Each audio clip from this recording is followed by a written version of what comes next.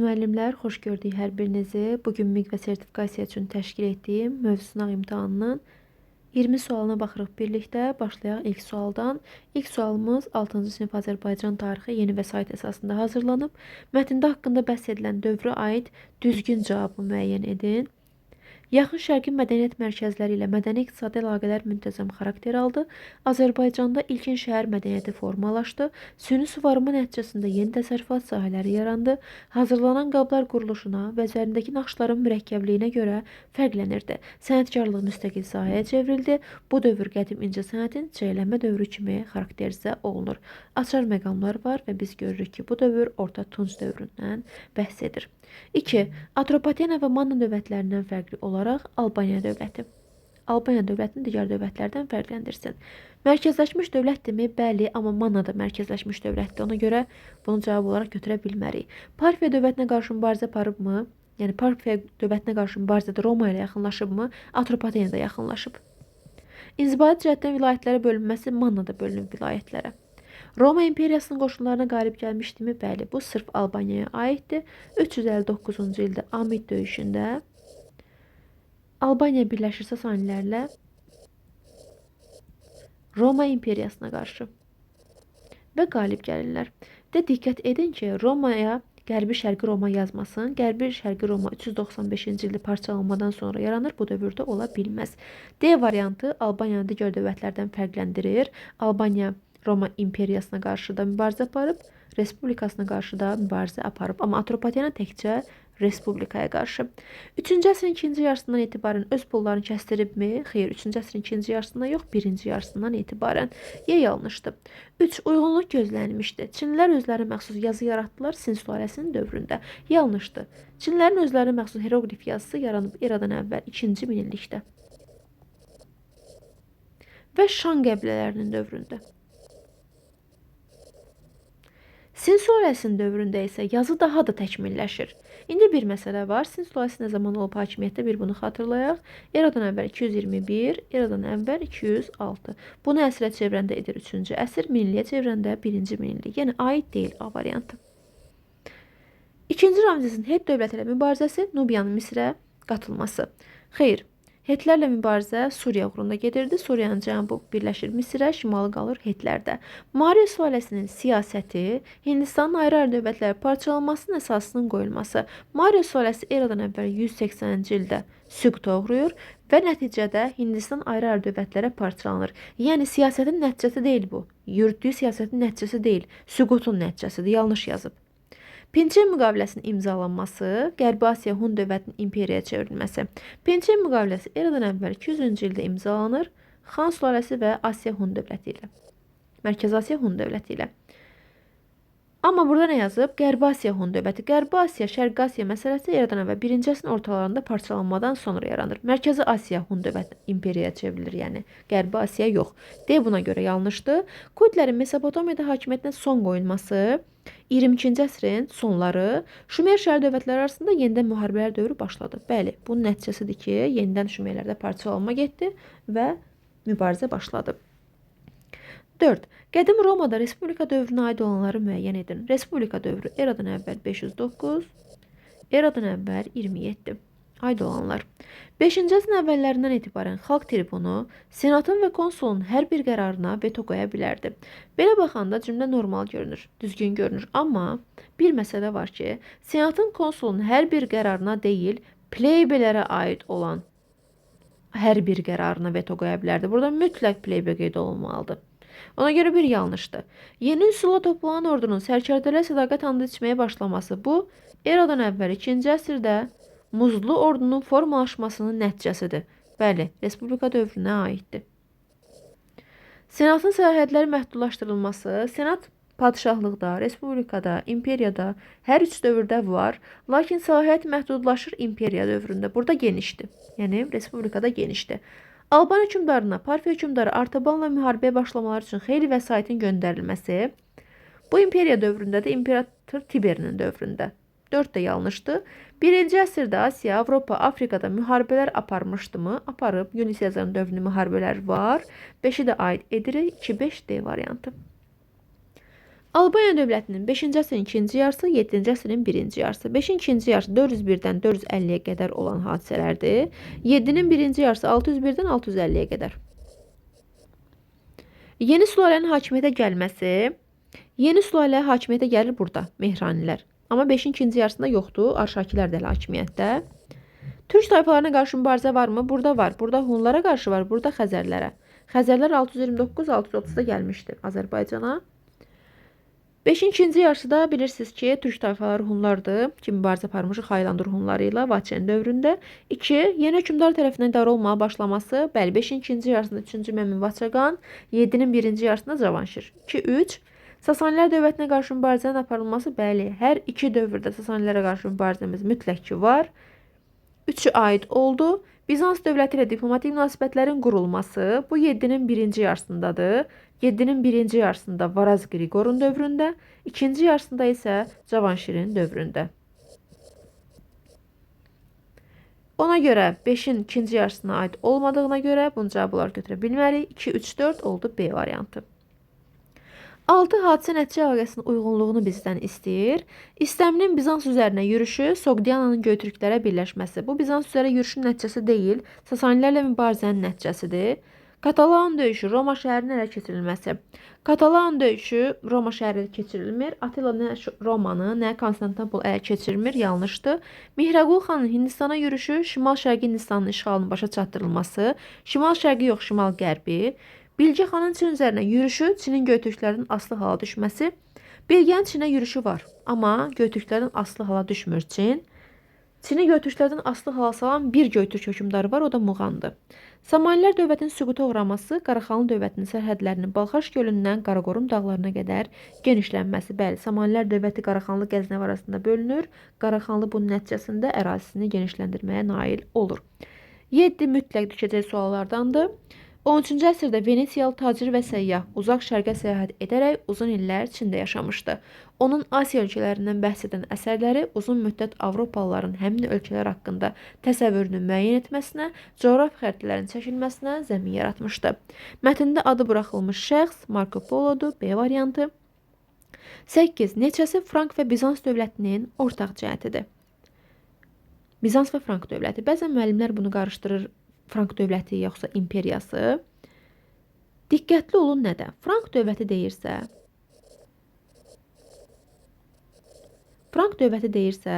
sual sonundan sonra yaranıb. 486 götürün. 486, 843.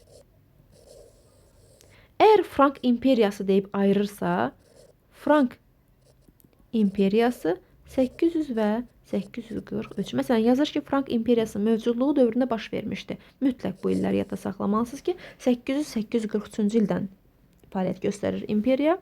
Amma Frank dövləti deyirsə, ümumi. 486-843. Baxırıq, Frank dövləti Bizans dövlətinin ortaq cəhətinə. Xalqların böyük köçü dövründə yaranıbmı? Bəli.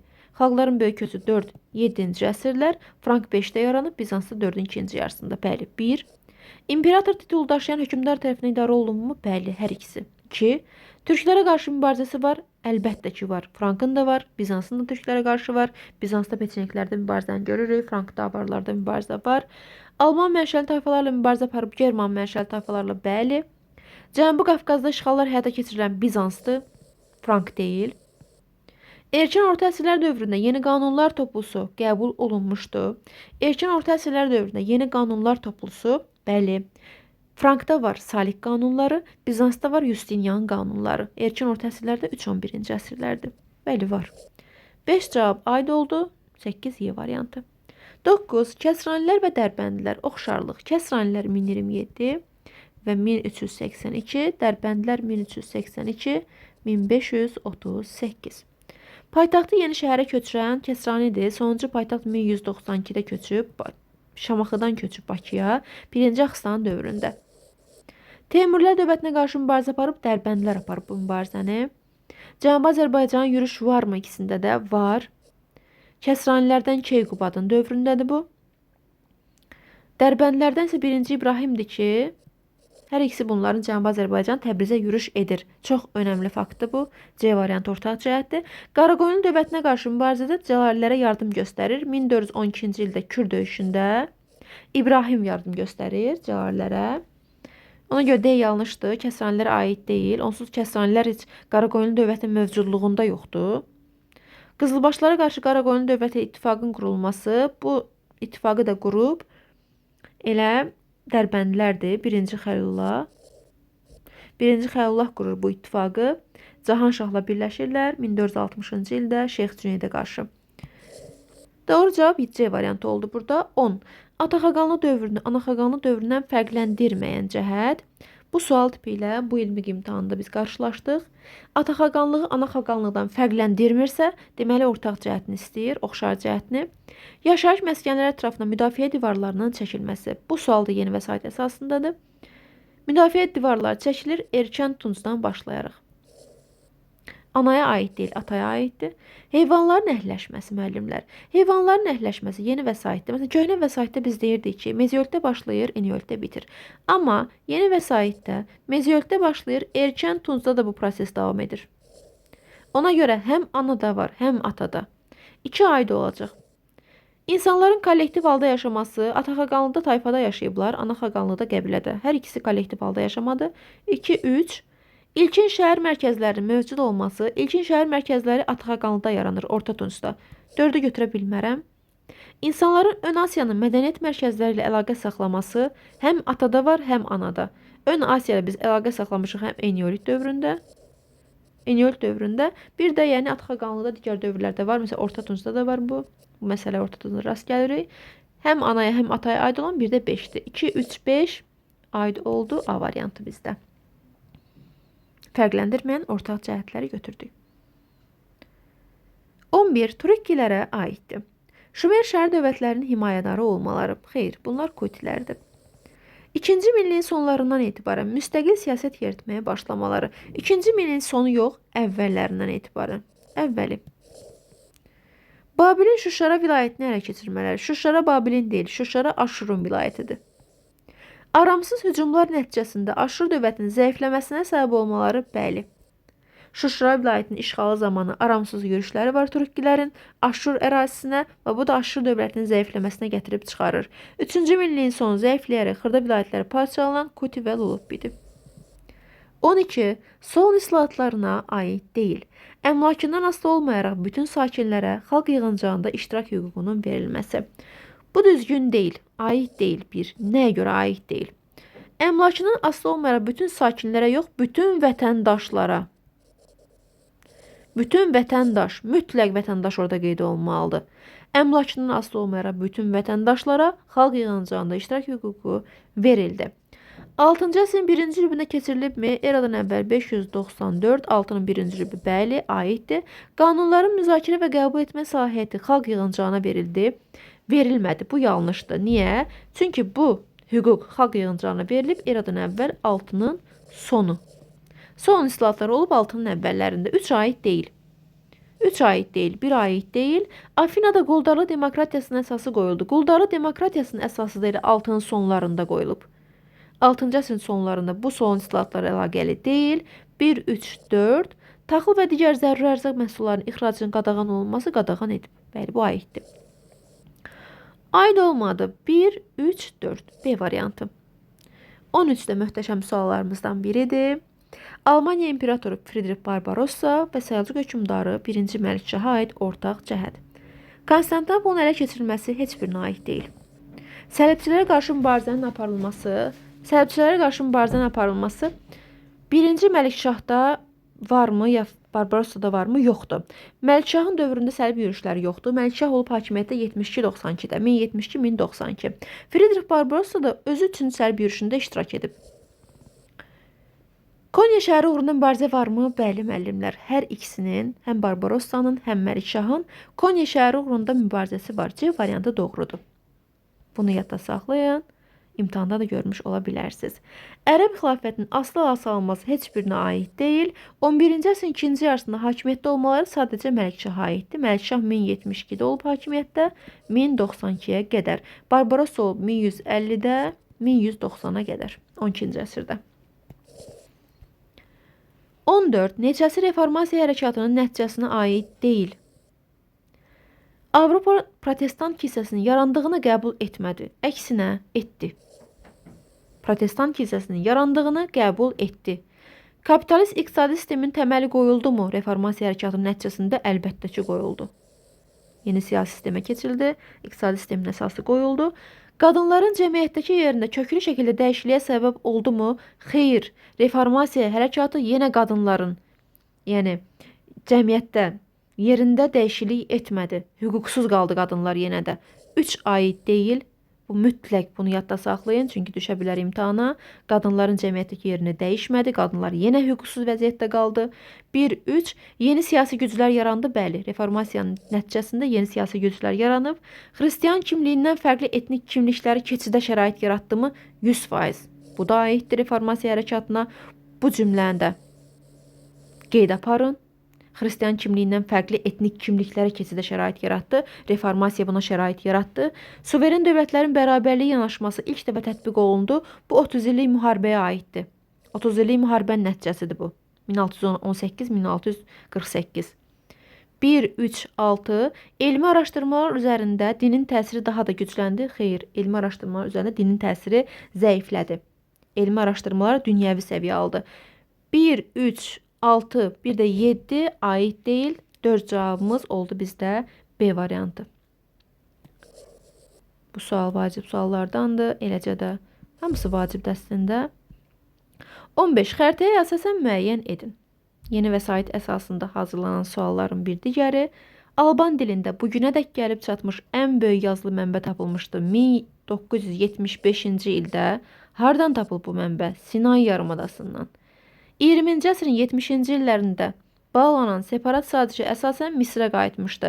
1978-ci ildə İsrail və Misr arasında Camp David sazişi imzalanıb. Bəli, bu Sinay yarımadası Misrə qaytarılıb, hansı ki, İsrail bunu 1967-ci ildə müharibə zamanı ələ keçirmişdi. Ərazi Sinay yarımadasıdır və 3-dür Sinay yarımadasının ərazisi. Bunu da bilmiş olun. Yenilikdir. Bu yenilikdir, yəni bir yenilikdir. Azərbaycan tarixinə yeni salınıb. Sinay yarımadasının ərazisi. 3C variantı. 16. Şah 1. Fərbrüzə aid deyil. Şah 1. Fərbrüz olub hakimiyyətdə nə zaman?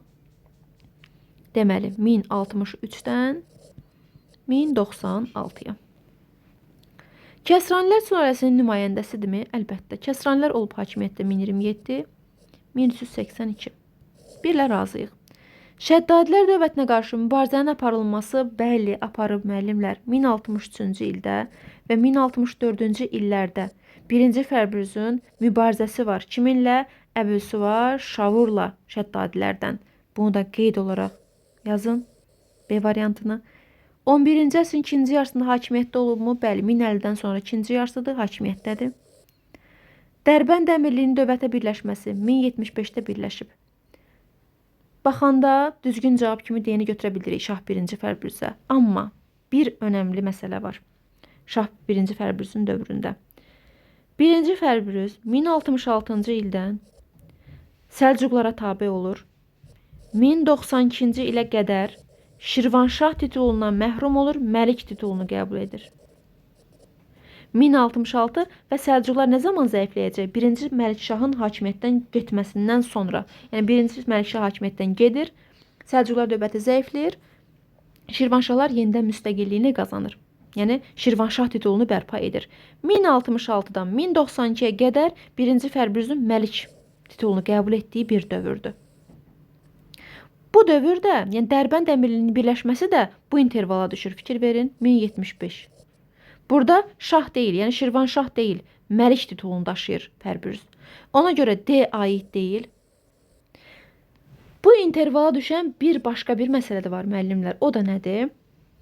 1078-1079-cu illərdə Məhəmməd məscidinin, yəni Sınıqqala məscidinin Bakıda salınmasıdır ki, o da elə 1. Fərbrüzün Məliklik dövründədir. Məlik titulunu qəbul etdiyi bir dövrdədir.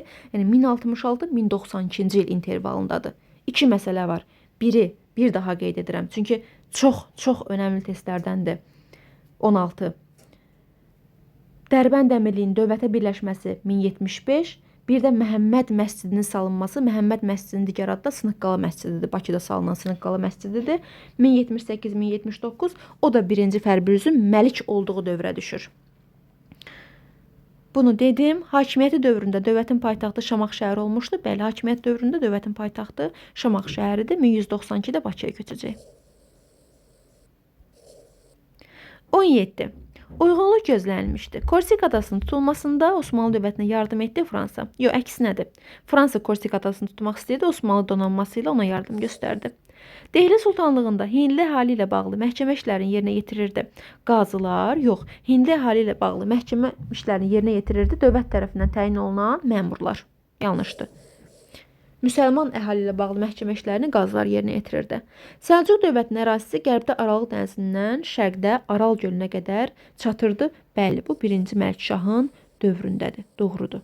Əraziləri yadda saxlayın. Səlcuq dövlətinin ərazisi qərbdən Aralıq dənizindən, bəli, qərbdən Aralıq dənizindən şərqdə Aral gölünə qədər çatırdı. Bu olacaq Məlikşahın dövrü. Əfqan mənşəli sülalənin dövründə Dehli Sultanlığına yürüş etdi Əmir Teymur. Yox. Əmir Teymur Əfqan mənşəli sülalənin dövründə yox. Toğlu-Qoğullar sülaləsinin dövründə. Düzdür, kitaba yazılmayıb, amma Əmir Teymur 1398-də gələndə Dehliyə, orada hakimiyyətə Toğlu-Qoğullar sülaləsi idi. Türk mənşəli sülalədir bu. Əfqan mənşəli deyil. Əfqan mənşəli sülaləsi gəlib hakimiyyətə 1451-ci ildə Dehlidə. Kitaba yazır 15-ci əsrin ortaları, mən deyim qeyd edin, 1451-də gəlir Əfqan mənşəli. 1526-ya qədər sonuncu sülalədir və bu sülalənin adı da Ludilərdir. Ludilər.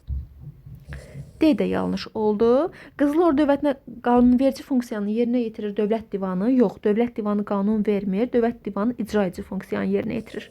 Y də yanlışdır. 17 oldu C variantı.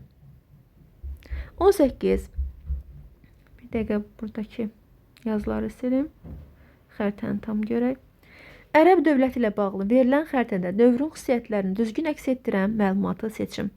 Xəritəyə diqqətlə baxmalıyıq ki, hansı sülalənin, hansı xəlifələrin dövrüdür.